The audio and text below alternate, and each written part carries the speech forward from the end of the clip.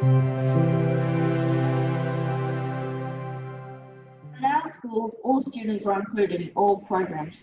But when we move up to high school, I will not be able to participate in some of their programs because they are for Indigenous students only. We have also had to stop our homework club because the funding was changed and only Indigenous students were allowed to go. Why can't you make these funding models more inclusive? Glenroi Heights is proof that inclusion is the better way.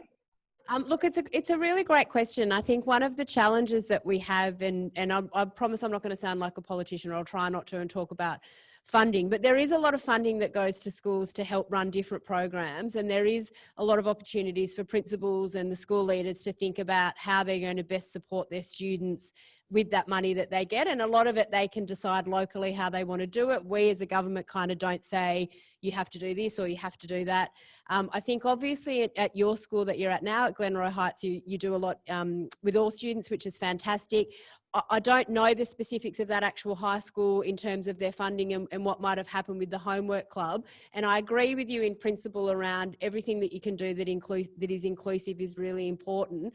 I guess the only other point I would make though is that sometimes there are other students that might need extra support at school, whether that's students from, an Aboriginal background or students with disability, those with learning needs.